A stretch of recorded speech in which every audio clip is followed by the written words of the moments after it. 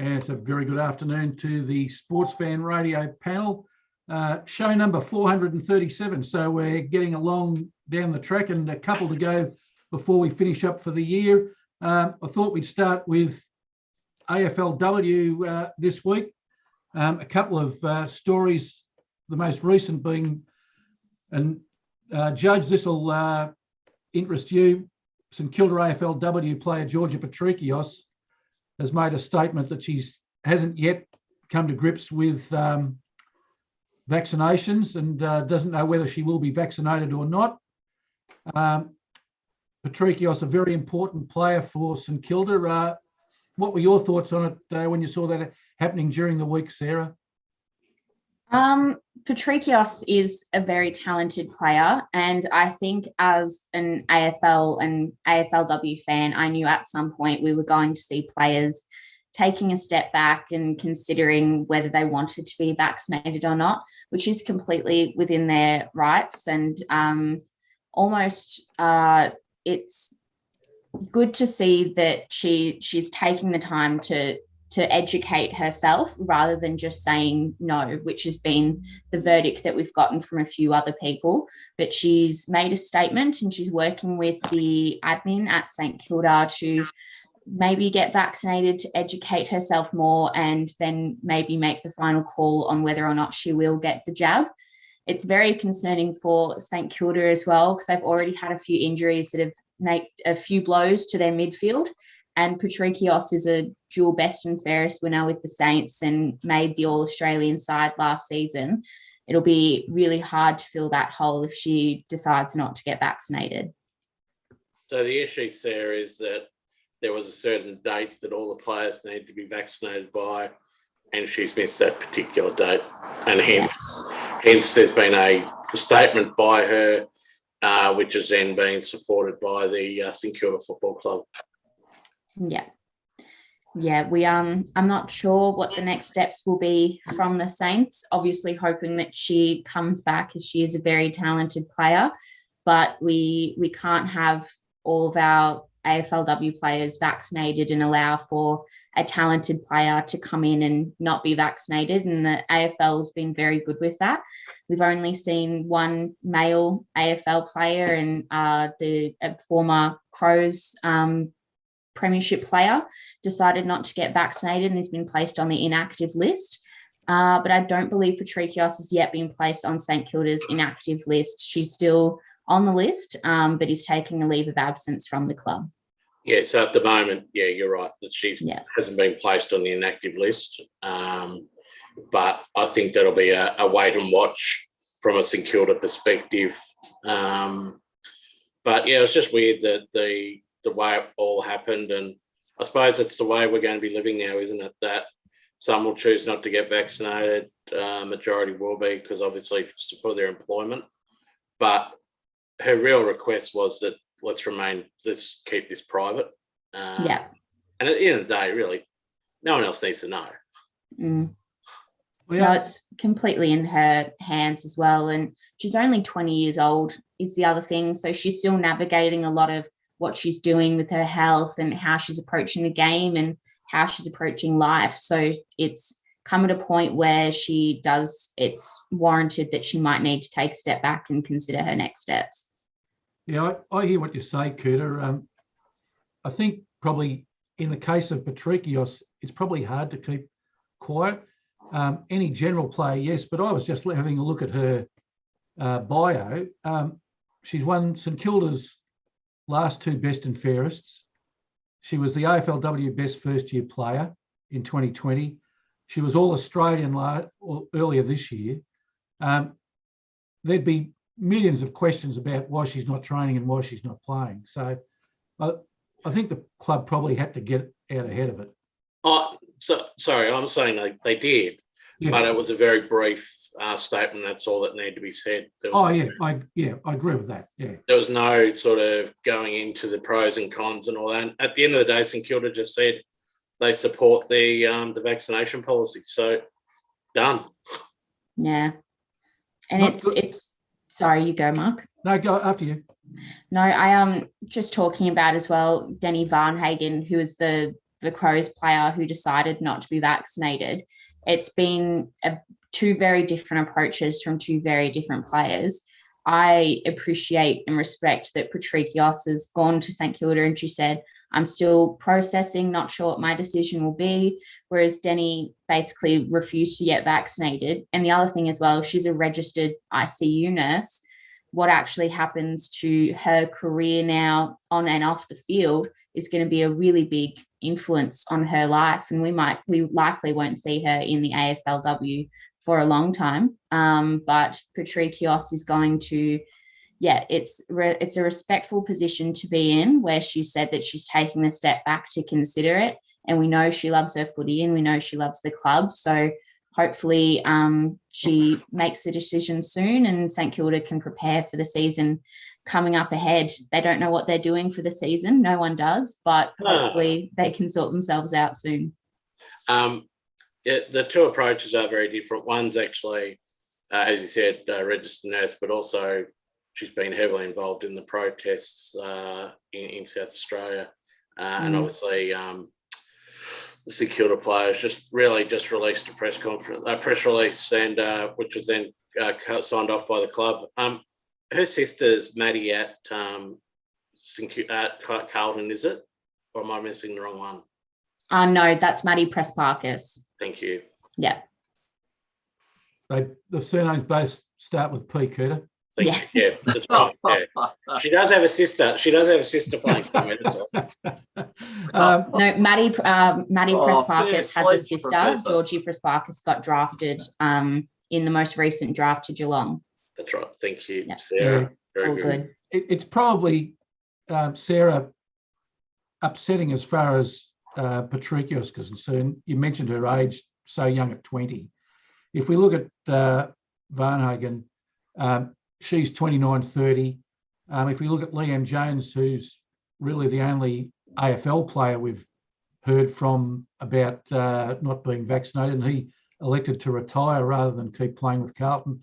He's 30. So you could argue that those two players, the latter two players, are probably at the end of their career, but it's terrible for Patrikios. She's waited so long to get into the AFLW, and now her career at the moment is at a standstill. Yeah, exactly. And it's a hope again that we see her back, because she's a rising star. She's been helping the Saints so much in their midfield and is really standing out and has such a great career ahead of her, another 10 years if it goes her way. But now we just have to see if she does decide to get vaccinated and if she can continue her career in the AFLW. And Judge, just for a change, some more bad news for St Kilda. Oh, it is, Professor. Obviously, dashing blow for St Kilda. If we're going to improve this year in the AFLW, George is a player that we clearly need. So, look, I actually like what I'm hearing. The way this has all been done for change. St Kilda's, as you say, Professor, got ahead of the story, respectful of her decision. Everybody respects the decision. I like the way this has actually been handled, and I make a prediction that she will play. But if she doesn't, a real blow to the club. Mm. All right. Gelding, I might just come to you just for one selection in your racing tips today. One of your races starts before this show finishes, and we might not get a chance to get to it again. So I think it was in Traralgon Cup Day. What was your selection in the first? Yeah, Traralgon Cup Day, Professor. We think young little Paddy Maloney may have a very good day today. So we like him in the first, in race 1, number 8, Little Miss Rich. For the May Eustace Yard, we think Paddy might be able to kick off the day for us and just make up for the regret of I Am Superman in the yesterday, Professor. Don't talk to me about it, Gelding. Would have got us out of a lot of things. Yeah, it would have. Perhaps back to AFLW. It's a great segue. So we've had an announcement in respect to AFLW from St Kilda. There's one thing we haven't had an announcement from, and we've been calling for it for about 5 to 6 weeks. The reality is that the AFLW season is supposed to start on the 6th of January 2022. on my counting, it's less than 5 weeks to the 6th of January 2022. So which other professional organisation doesn't have its fixture released this close to the start of the season? It's just outrageous. And of course, we knew it wasn't going to be released this week, didn't we? Because of the AFL draft. They wouldn't put those two out together. So, and Professor, just before we go any further, if you want to have a look at the AFLW website, yeah, I have, and look at the news, is there anything discussing what's happening or nothing at all? Nothing at all. Could it? Yeah, it's interesting, isn't it? Like the articles are all about must watch and pre-game rituals and like all sorts of things. But guess what? There's one thing that's missing. The draw, the most important thing. And they'll say that there's issues around the draw because they can't have the season opener, Carlton versus Collingwood at Optus Oval because they're redoing Optus Oval. But honestly, they've had a long time to work that out, Coutta. They're not playing the fake news card, are they? The Donald Trump style. What are your thoughts, Sarah? It affects you probably more than anybody else. Yeah, no, it's again, and sorry for the noise in the background. It's a frustrating situation because fans like myself, and I'll go down and watch the Saints at RSCA Park with some of the girls I play football and netball with, and we'll plan it and we'll maybe organise it to go with something else. And you can't do that sort of stuff now. You can't plan ahead and work out where you're going to go and follow these players, and even fans who just want to go and watch the game and maybe see if they can take a day off, family members that want to go watch their sisters and daughters and friends play. It's hard. You can't do it. We know when the start date is, which is useful, I guess. It means that the girls who are playing know not to leave the country or anything, which they can't really do anyway. But other than that, it's a completely useless piece of information. It's good for planning maybe what you're going to do on day one. You don't even know who is actually playing. You don't know where they're playing. There's no information going into it at all. And I'm sure in-house at the AFLW clubs, they have a much better idea than we do. They might have some sort of thought, like we can assume that St Kilda aren't going to play a lot of home games at the start of the season. We just kind of have to see what happens and when they decide to bless us with this information in terms of the fixturing. Sarah, who's in charge of that from the AFLW's point of view? I couldn't tell you, actually. I know that there can be certain preferences locked in, but it might even just be corresponding with who is in charge of ground availability and maybe a COVID marshal now. It could be a completely different process than it has been previously. Has anyone heard from Nicole Livingston, who's supposed to be in charge? Well, that's who I thought was in charge. She's in charge of women's football, and you know what? Yeah. Absolutely nothing. Yeah. Maybe she joins the boys' club of the AFL, but she just absolutely deafening in her silence. It's been very quiet, Gelding. Deafening.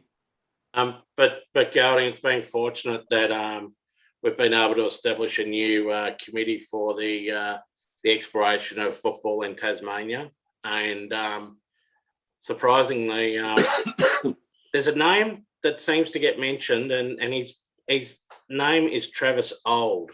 Now, if there's a bloke that's like, he's involved in every part of the game, I reckon. So maybe he's the man, Sarah, that sort of may have dropped the ball because he's focusing on all these other areas. But no, certainly from a perspective, because the Australian Open is going to go ahead, so everyone will be booking tickets for that.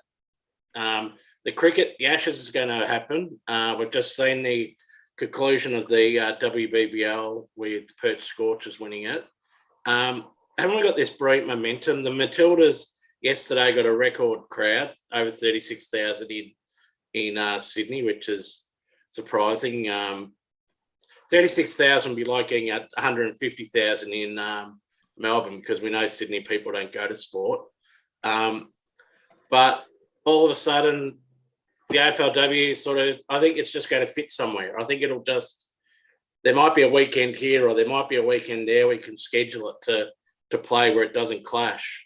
But no, I think it's frustrating from a growing sports perspective. The stats all support that. And especially on the back of COVID, I would have thought that they would have been they're busting their asses to get the draw done so then they can get people to actually attend and buy back into what AFLW was building towards.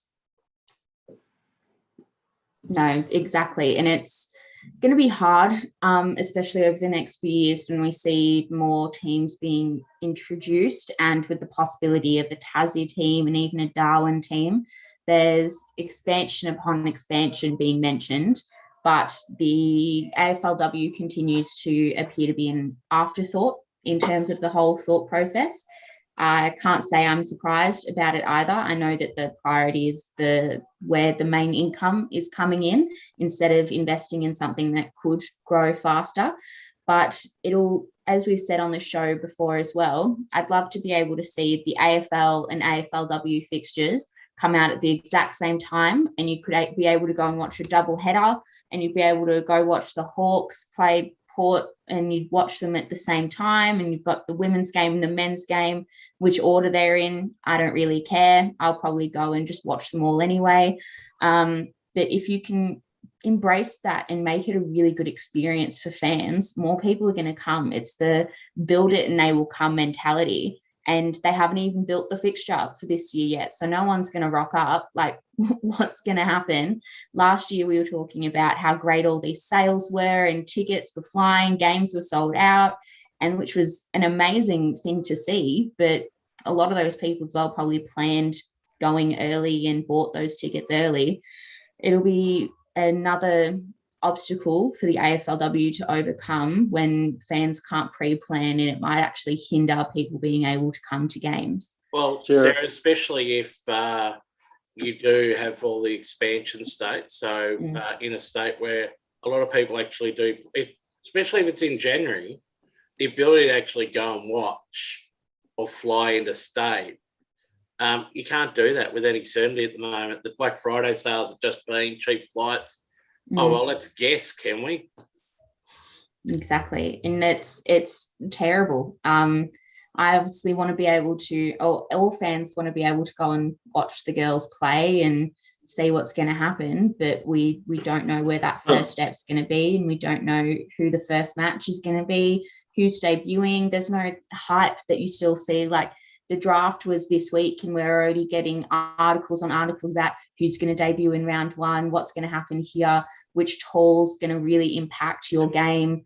There's no sort of buzz for the season coming up. And as you mentioned as well, AFLW content, it's just sort of like it's ticking along. It's good and it's engaging, but it's useless. It's not actually got to do with the game. It's getting to know the players behind the scenes. There's no buzz generation really going on. Sarah, it's another example, isn't it, that the AFLW succeeds in spite of the AFL, not because of the AFL. The AFL still doesn't know what it's got here. And I've said it before, I honestly think the women's game should separate, or at least threaten to separate from the AFL, because it's only when they take control of their destiny that they can move this game forward. But if they stick with the AFL and expect them to hurry the game along or to encourage the game, it's just not going to happen. We've had years of it now, and there's no evidence at all this is going to change. And I really think the women should start to assert themselves in the sense of saying, we'll do it by ourselves. I know we've talked about before, Sarah, and you've raised a really good point, was that the AFL used to do, when they had the practice matches, they actually did schedule a Melbourne Demons versus the Western Bulldogs doubleheader out at the Western Oval, close to Paul's place, and he would have been able to look over the fence and watch it. But they did have the they did have the caravan on the hill, and the hill was packed, and they had the girls first and then the boys second, and the crowd for both matches would have been the same, I would think, if not bigger for the women's. I've seen games there. It's an amazing atmosphere seeing people coming from all angles just to one event. If anything unites the local community better than that, I haven't seen it. It was brilliant to watch. So Sarah, I just noticed the other day, just digressing, but on women's sport generally, Fox Sports, these half-hour rotational news. The first item was Tim Payne goes out second ball in some.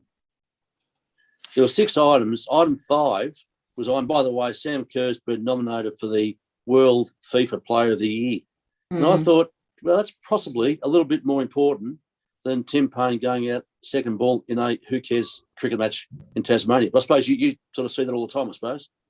Oh, definitely. And I've mentioned before on this show as well, I'm getting most of my women's sport content from media outlets that are for women's sport, like what Chloe Dalton's done. Several other athletes and just female football, female sport fans have gone out and said, there's nothing for me to actually get information about what I love and what I'm passionate about.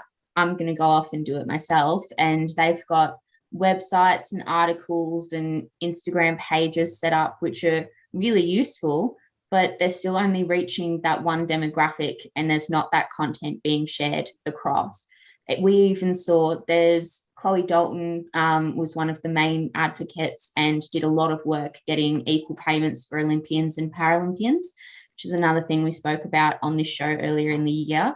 But she's a trailblazer, and she's got that much to say, and she loves watching the blokes play sport. She's not saying that they're crap and they're not newsworthy or anything like that. She just thinks that women in sport deserve a bit more time in the spotlight. And until we have people like Chloe and like other people who have set up their own media outlets through passion for the game and passion for women in sport, we're not going to see that same thing coming up in the mainstream media. You make a great point, Judge. That carry on about Tim Payne's local cricket match, I haven't seen a bigger crowd down there since David Foster was chopping into the tree trunks, feeding, like just circus.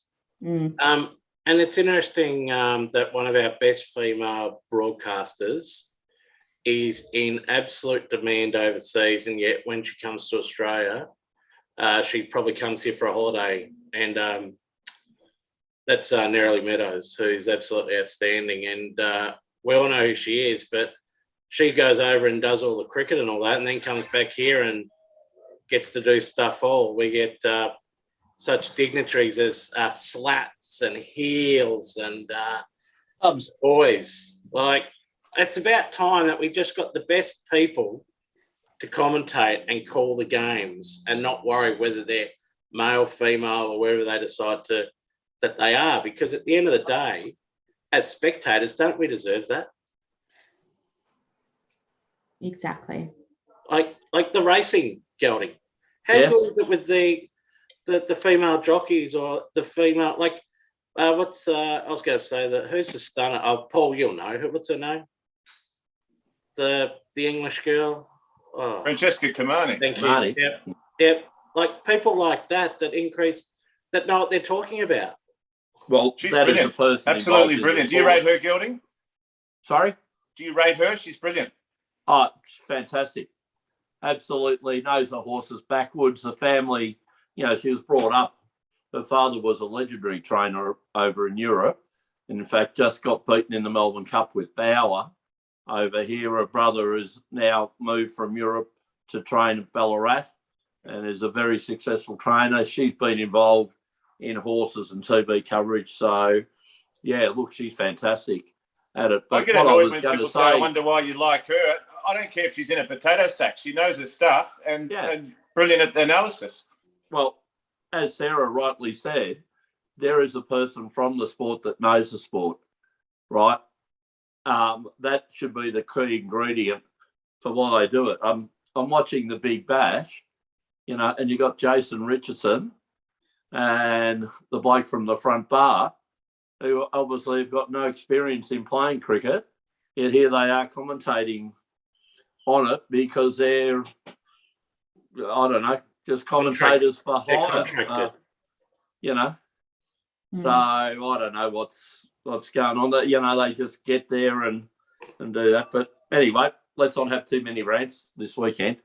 Oh, I'm happy to go with this one because I think this is one of the great blights on Australian sport. Is that here we are trying to appeal to different demographics, and we've got the boys' club that continuously gets jobs. Like, talk about the AFL as an example, right? Do you actually do screen testing? You can't tell me Joe Watson did an interview or any screen testing because he was just really, I use the word uncoordinated, but there was no chemistry with any of them. So anyway, like, I just hope that, Sarah, we get a draw, that we get a really good broadcasting right, or we get some really good times for matches so that it can appeal to the wider audience, and that it does get the coverage that it does deserve, rather than who's going to go in the top 50 in the 2022 draft, because that's already been done. Like, let's get some focus on a sport that's actually going to play. Definitely.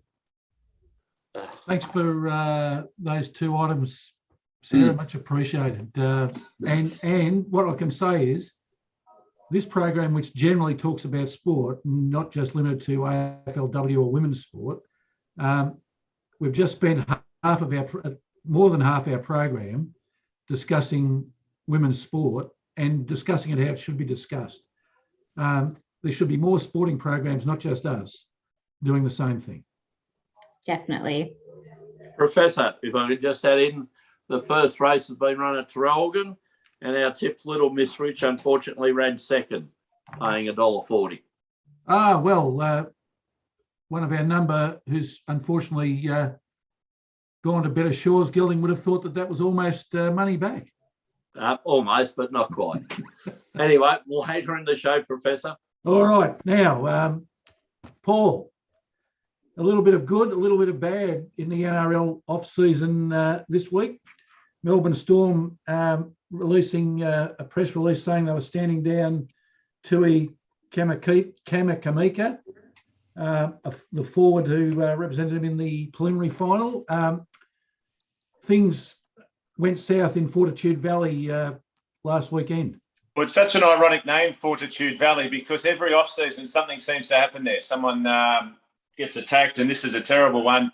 They made a point of saying a woman unknown to Tui Kamikamica. We might not get the name right, Professor, but I'll tell you who will, the police, who've charged him with assault. So I don't think it's overly relevant whether he knows the woman or not. Violence against women is a no-no, and the Storm have rightly stood him down pending his court appearance. But it just seems to me fortitude, there's not much fortitude happening there for any rugby league player that visits any time after about midnight. I've never seen a good story coming out of that joint or that area for a long time. So it's a shame for the Storm, but just looking at them, they've managed to lock up Christian Welch, who's a very good signing, and Coutta would agree he's one of the engine room main proponents of the Storm. He was a very big target, literally, for Wayne Bennett, but what Wayne Bennett has managed to do up there at Redcliffe with the newest team, the Dolphins, is sign Kafusi. Now, he is a very good player. He's a Queensland representative.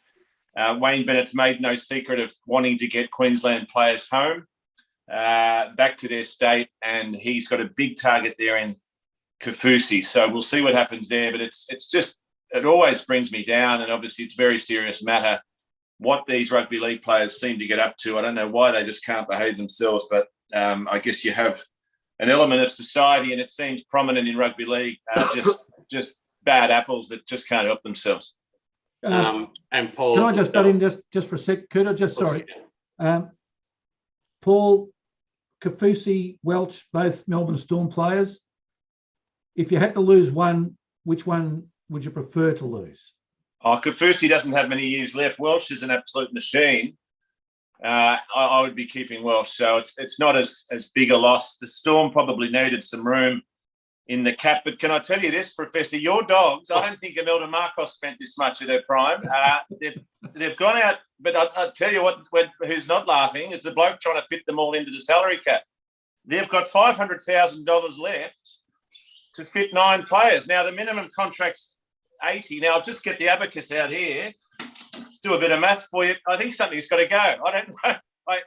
they're elevating 5 kids. I think they might be 14-year-olds. They're going to elevate from the pathway system. But they've gone out and they've signed, and this is our favourite Police Academy member, Reed Mahoney. They've got him. They've got Weekend at Vorney's. They've got Don't Back a Nufty, Back McDufty. You'd think they've been listening to this show. I think everyone that pops up on our little segment gets signed by the Dogs. So there's no room there. There's no room left on the bus. There's going to be people on the roof like a bus in New Delhi. There's no room, Professor. It's full house.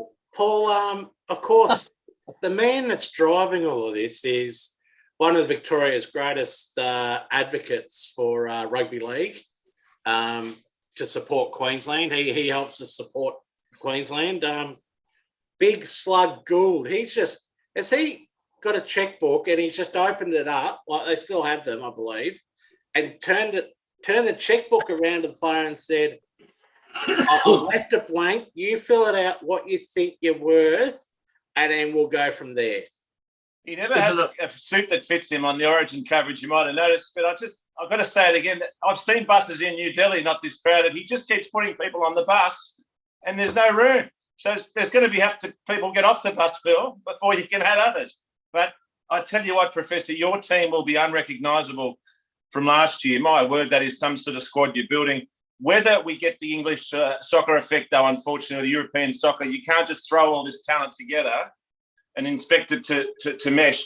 What you can do, though, is hope that somehow you get a miracle and Trent Barrett turns into down there our friend Craig Bellamy, because what's already happening at the Storm is Xavier Coates, which is the Storm's biggest signing, has been there all of 5 minutes, and he's already talking up how much of an impact Craig Bellamy has had on his game, his life, his world, his everything. I think he's changed his favourite colour for Craig Bellamy. So he has this impact on these players. So you can load the bus up, Phil Gould, but who's going to make them all work together? And that's where the brains trust, if that's not an oxymoron, forgive me, Professor, at the Dogs have to get together and work out how to get this team that looks fantastic on paper working well together.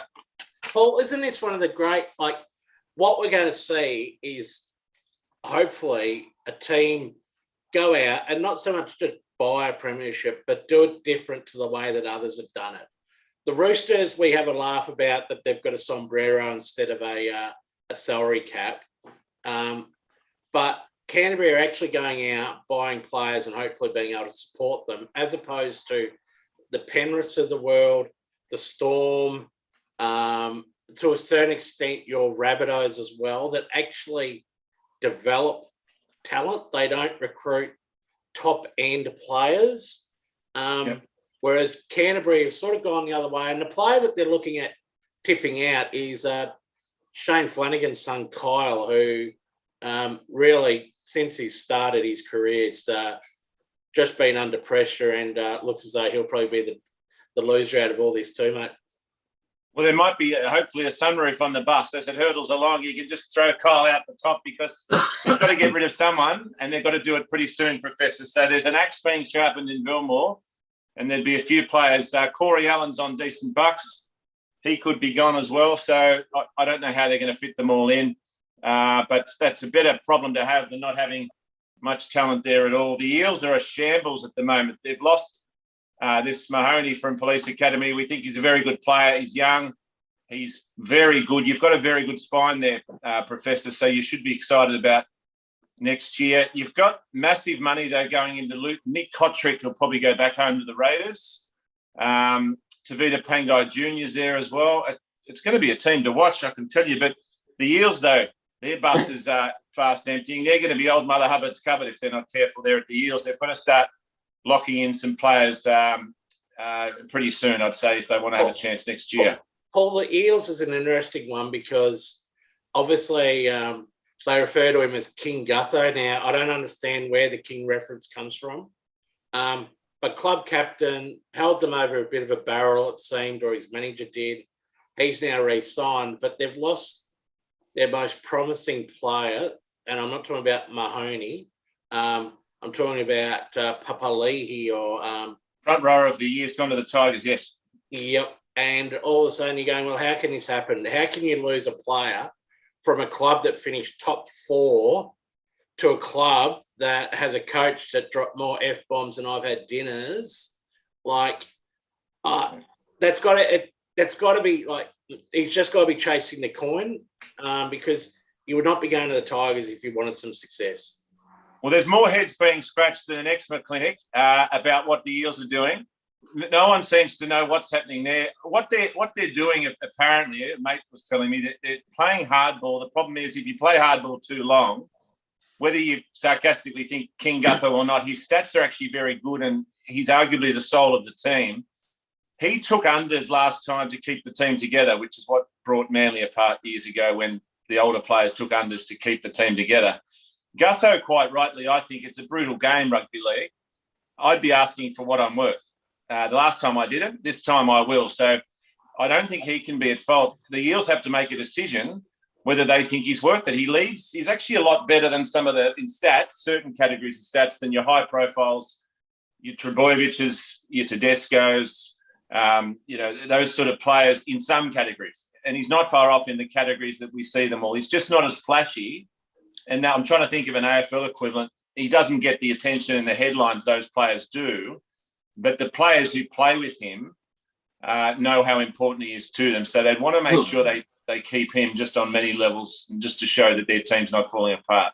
And just going back to the Storm, Paul, so Tui Kamanitha, he has been stood down while the investigation occurs, and I'm assuming if charges are pressed, he won't play until it's similar to Jack de Ballon and some of the other players that have had these serious charges levelled at them. Yeah, there is a criteria as to the severity of the charges as to whether they are stood down Jack de Bellin style. Now, he was ultimately cleared, but because of the severity of the charges, there's a rule where the NRL steps in and stands them down, which I agree with, because you can't have someone facing such serious charges, I don't think, playing. Whilst it's not a presumption of guilt, it's simply that I agree with that standing down rule. So his charges are listed in January. So I think by then we'll have some more clarity on exactly what he's facing and whether he'll be out. He's I won't call him a bit player, but I think he's played 50 matches in 7 years. He's not a regular starter. But he makes, when he plays for the Storm, he makes a difference. He had a severe back injury that was a struggle to come back to play from. But yeah, makes a big difference. But I just don't understand it. We never will, Paul, and sport can't precede everything, can it? If you want to find your fortune, don't go to Fortitude Valley. That's what I'd say. But anyway, no one's ever come to any good in Fortitude Valley, but we'll see what happens. Before I get cut off, Professor, which the gong's probably coming soon, just a big shout out for George Kambosos Jr., who's an Australian boxer who's going for a world title this afternoon. I might even dial up a rare main event subscription this afternoon and watch him. $6 odd, the Gelding might be listening to me now. Yes. And a big chance, my boxing mates tell me. $6 if you don't mind. So, Paul, is he going for 3 world titles today? And if so, how does that happen? Oh, the bloke he's fighting must be, sounds heavy to me to be around a ring with 3 metal belts around your hips, but 3 of them, I think. So he's not short of self-confidence, our man, but you'd probably need that in boxing. I don't think you'd want a wallflower stepping in the trunks. He's certainly declared himself already won, I think, George, at $6. So could you imagine that, Gelding? A jockey saying a horse has already won at $6? Yes, in a 2-horse race. I think Glenn Boss said he'd win yesterday, didn't he? Yeah, still. Yeah, well, yeah, we can talk on that a bit later on. I'm not sure Glenn Boss was at fault for anything that happened in that race. Oh, well, do you think he could have gone a bit faster earlier, or is that horse kind of leads rather than... Anyway. But anyway, Professor, just to wrap it up, the most exciting team was your Dogs. I don't know who's going to fall off the bus, though, that's all. One question, Paul. Do you think that Wayne Bennett and the Dolphins would be a little bit upset that they haven't signed more than the one big signing that they've already got? How long have we been watching Wayne Bennett? I don't think he does upset. I think he's more sort of wily than that. He'd know that they'll come. He's got the money. It would be one of the better places in Australia to live. he'll probably land maybe a Munster or the more people he misses out on, the more likely he'll get Ponga from the Knights, I'd say, or a Munster or a really big fish. One of those type of fish that Greg Norman catches from the back of his boat in the chair and the seatbelt. So he'll be right. Don't worry about that. The Dolphins will be just fine. I've just got a terrible image of Wayne Bennett fishing like Greg Norman on the back of the boat. I've just vomited in my mouth. I'm still going to go with Shark being very excited on that beach to be there too. Can we quickly go back, Mark, just to the Giraffes' comment on George Kimbosos? I've seen a photo of him in the paper today, young George. He certainly likes the income. Oh, yeah.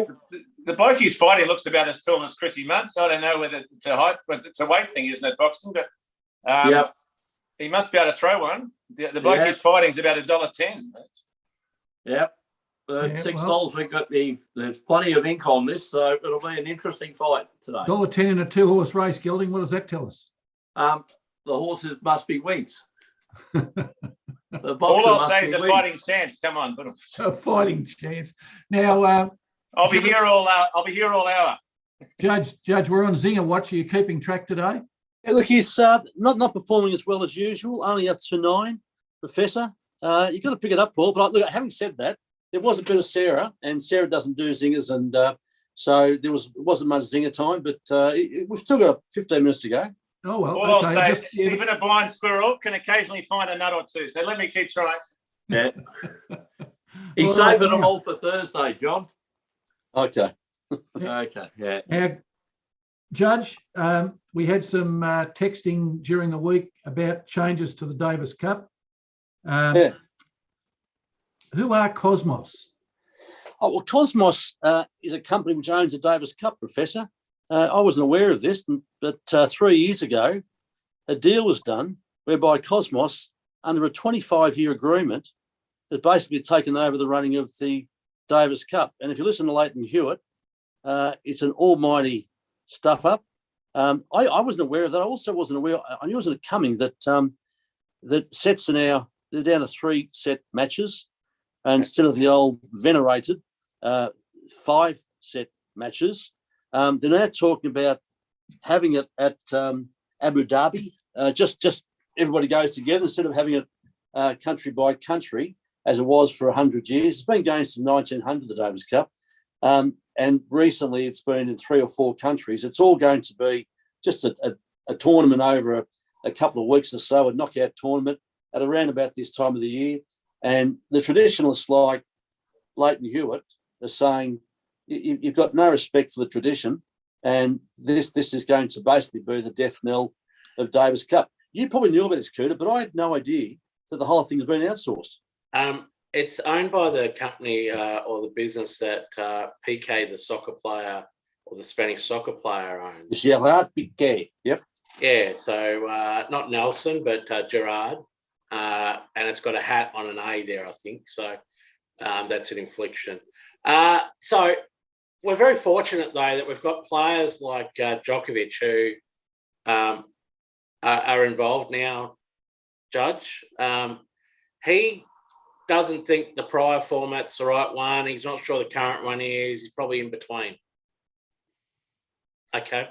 Thanks, Novak. Thanks, Novak. Yeah. Like you really are a true legend of our sport, mate. Like, just get in the corner, face the wall, and shut up.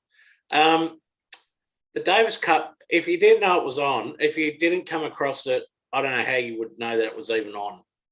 No. It's tucked away. They've got 3 venues. They've got 6 pools. Australia's in a pool with, I don't know who it is, Slovakia. I don't know, it's a couple. And Pool D, yeah. We've got Demon are playing. We've got Piers, Bolt. We've got there's another one, Millmania. We've got the Popperin, I think's in it too. And they lost the first one 3-0, won overnight 2-1, and their Davis Cup's over. Now, the Davis Cup used to be one of the highest privileges you could have as a tennis player because you're representing your country. But it was also, and I still think that some of the great memories are the away ties. You actually played in a country, and if it was a European country or a South American, it would be like a soccer match. There'd be a little pocket of those ball bags called the fanatics, right? That would be there cheering on and just making fools of themselves. Whereas the opposition, so the greatest memory, Judge, here that I've got of an away one is Philippoussis of France. Mm. If you're going to go back and look at his career, that's probably one of his greatest moments, apart from losing to Mark Woodford at the Australian Open after beating Sampras. But it was over 3 days. So you had your Friday, Saturday, Sunday. You had your lead-in warm-up, so everyone would go and watch them warm up and they'd sign things and that. I think what's going to come back to, it's going to come back to a Hopman Cup sort of format. We'll probably shorten the matches down to Super Breaker in the third. And it'll played in Abu Dhabi. I suspect what will happen is that it'll be sponsored by, say, Emirates or Etihad, one of the major airlines. We'll have a pool. We'll have pools there and people will be able to watch from the swimming pool. Probably, I don't know. I just think that the Davis Cup is no longer the Davis Cup. Change its name. And do you actually know, here's one for you without question, without notice. Who's the president of the Davis Cup or the chairman of the Davis Cup? If that is a question that knows, and I've got no idea unless it's Darren Cahill, is it? He's always floating around. You're not far off. You're not far off it. Not the man with the tan, Roger Rashid. No, it's not him. Mark Woodford. Oh, of course he is. Kidding. No. Okay. So we should talk to Leighton because Leighton's very unhappy with the way it's all going. Well, now, Judge and Coutta, the big thing about Davis Cup was that there was 5 matches. There were the singles matches, the doubles, and then the reverse singles. And even if you lost the first 2 singles matches, but you won the doubles, you still had a chance to win the tie. And that was the beauty of that all the players played each other. That was the beauty of the tournament. Now, there's no reverse singles anymore. There's 3 matches, that's it. Mark, also the other thing which Coutta raised, the 5 sets. Now, I've been against Coutta on the 5 sets for Grand Slams. I think there ought to be 3 sets for Grand Slams. But one of the beauties of the Davis Cup, we had those 5 matches. Being 5 sets, it was very, very exciting. And then if you're 2 sets down, like a bloke like Leighton Hewitt, you could always come back. Now, that's gone. And that old format's gone.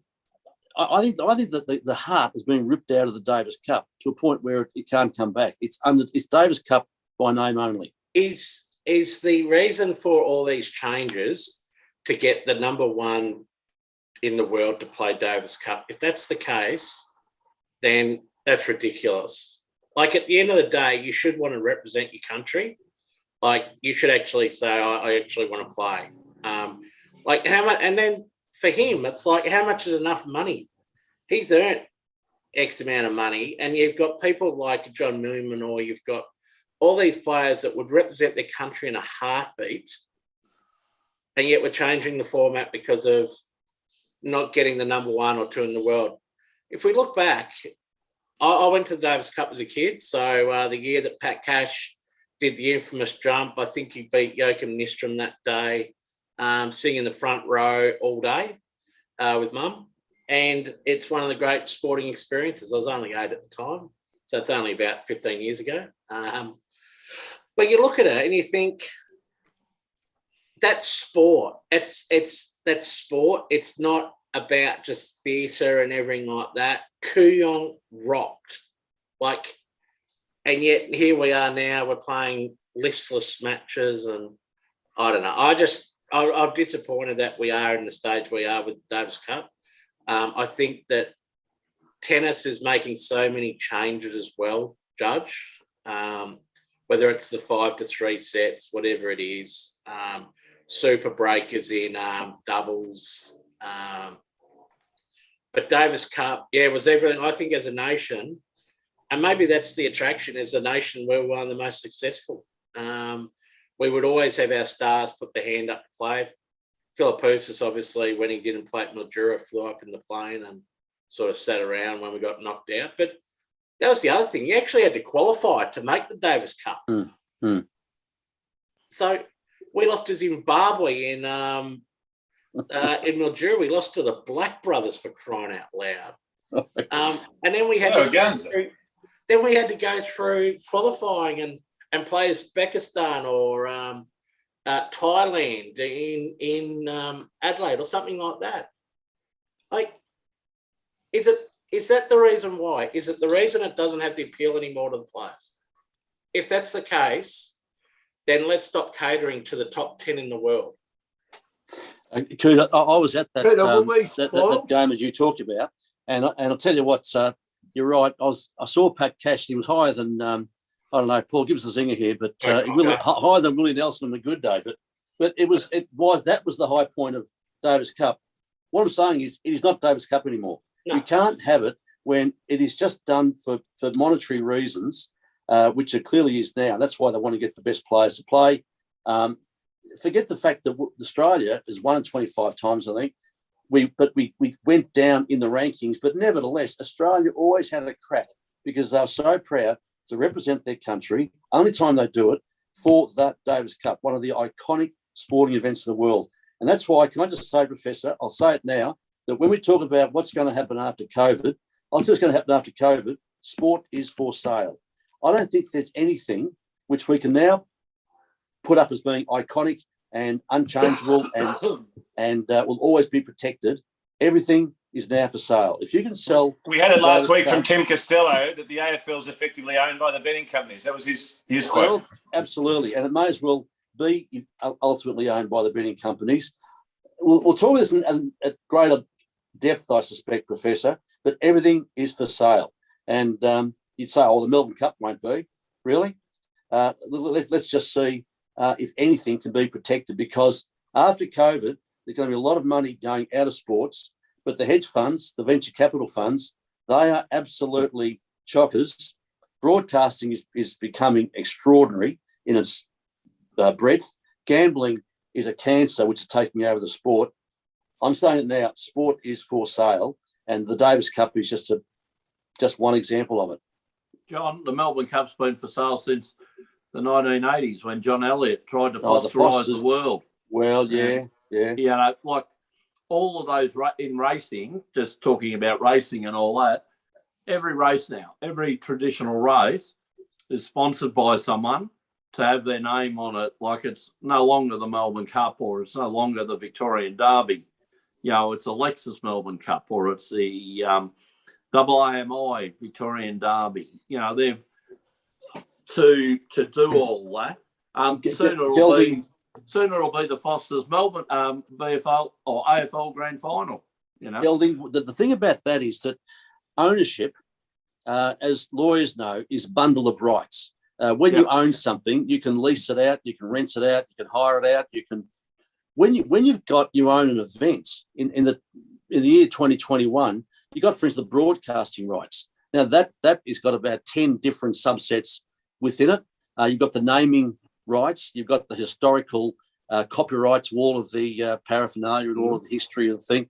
You've got so many products that you can then sell off to various parties. So someone will look at the AFL, for instance, and so look at the products we've got. AFLW, we've got the Auskick for the kids, we've got gambling, we've got so many different aspects of it. We can bundle that up into a series of rights and sell them all off. And by the way, grassroots football, get stuffed, you're not worth anything. Suburban football, get stuffed, not worth anything. Country footy, you know, we don't want you because you don't make any money. But all these other ones will make money for us. And I'm telling you now, Gelding, after that report was done recently by Boston Consulting into Australian cricket, you watch what happens, because that same company did a review of New Zealand rugby, and they're selling off the farm. So mark my words, this is going to happen, and it'll happen. It'll be a surprise to the media, but it won't be a surprise to us. Yep, exactly right, John. Boston Consultant's been selling stuff off for 40 years. But I know it didn't work. Yep. Yeah. John, Yeah. just how's this quote from the Cosmos website? What they do is they reimagine yesterday's sports for the audience of tomorrow. Okay. Someone's had too much devil's dandruff there. Is that Oh, is that like the equivalent of sort of reaching out, Professor, of a marketing jargon gone mad? Like their big, hairy, audacious goal, maybe. That's what it is. It's like Jared Haynes' I Have a Dream. It wasn't to end up in an orange tracksuit. Oh, Yeah. Or to catch an Uber. That sums up $300 my one thought. too, if you don't mind. Yeah. I think I mean, what a lot of BS, Mark, seriously. And who do they? Well, I suppose it passes for most of these days as being wisdom, but it's a lot of nonsense. yeah, Marketing for you. Cosmos. I met the brewer once who came up with Fat Yak, and he said, I'll never forget, I sat down and the board said, we're going to call it Fat Yak. He said, you what? That hairy animal. And obviously it's worked out well, but he said, that's marketing for you. I just make the beer. a quick one for you, Judge. And again, this is another question without notice. I must apologise for this. The Davis Cup committee, obviously, we've said that the chair is Mark Woodford of Australia. And what nationality is BOD? Must be Bermuda or something like that. Is that a nationality? Well, it's got next to his name there. It's board of directors. I don't know, chair. I don't know. Leighton it's more Hewitt like- bases himself in Bermuda. Yeah, he does. It could Not be for Bank tax of, reasons, of course. He just loves the sunshine. it could be Bank of Denmark who's sponsoring the bloody thing. Who would know? The members. So one of the members is a Mr. Goran Djokovic. Surely. Goran. Now, Goran, is that the young brother, or is that the father, or Don't know. well, watch this space, I think, Coutta. We'll find out. What, Professor? Is he vaccinated? That's a big question. I think we can say goodbye to the Davis Cup as we know it. Yeah. And then what we will see will be a morph of something. Well, what they want to do, Coutta, is they want to make it in inverted commas, World Cup of Tennis. So why not call it the World Cup of Tennis? Yeah, why not? Then it doesn't matter what the format is, because we've got no preconception about what it should be. And also, Coutta, there has been a lot of rumblings about the players taking on a new tour and taking on the ATP for their own tour. What's the chances of this being their knight in shining armour to kill two birds with one stone under the guise of being, the reincarnation of the Davis Cup? It's actually a revision of men's tennis as we know it. I reckon that's more likely. Or plan B, it'll disappear. It won't. A US billionaire recently joined on to Cosmos, which I think is a Greek for world. And usually when you get US billionaires, they don't like to throw their money away. So I'm going to go with the first option, that this will be a total reinventing or reimagining of men's tennis. All right, gentlemen, Gelding, as we said before, racing today, Traralgon Cup Day, and also a big race at Warrnambool. I think the longest race currently running in Australia, isn't it? Fantastic concept, Professor. The Jericho Cup was up about 3 years ago to honour the Australian light horsemen, especially of the First World War. It's the longest flat race probably in Australia, definitely in Victoria. It's over 4,600 metres. So, yeah, the Melbourne Cup's 3,200. So this is a lot longer than that, Professor. And of course, Gelding, sorry to cut you off, that means that we get how many minutes of Rick? Yes, we'll get 4 minutes of Rick McIntosh. For those listeners and the other people there, Rick McIntosh is a race caller who does especially the Warrnambool races, that tries to make 1,000 metre maiden at Warrnambool the same as the last thrilling moments of a FA World Cup. He starts yelling. If you're listening to him over 4,600, he'll yell when they come out of the gates. He'll yell when they've run 1,000 metres. Bit of advice for Rick: just call the race. You don't have to make every race sound as if it's the most exciting race ever in the world. But I hope he's got the strepsils ready. well, you know, to me, I turn it off because he just doesn't call the race. All he wants to do is yell and make some inane comment. Maybe you should have a conversation with him, Giraffe. He's lost his voice by the end. You don't hear him anyway. You don't have to mute him. Exactly. So, look, we'll go number 1 in the Jericho Cup, race 8, Will John, trained by Mar Eustace. They're winning everything at the moment, so why not? We also Gelding, a quick one on Will John. He's what better known as a jumper. Yep. Then during the carnival, he's come down and competed at Caulfield and won, didn't he? Or yep. Money Valley that he won at. Yep. He's a very, very good flat horse, but certainly is, of course, at these type of distances, they're normally the jumps races. Yeah. So, he'll be getting ready also for the Warrnambool Grand Annual probably as well. So, let's see. Look, he should go well. Very hard race to win. Also at Warrnambool, we like race 4, number 11, Poppy Joan, trained by Mar and Eustace again with John Allen. And we'll go race 6, number 9, Wanneroo, Simon Wild, D. Moore. Now, Sportsfan Radio's own Craig Robinson's racing down at Warrnambool today, has 4 rides.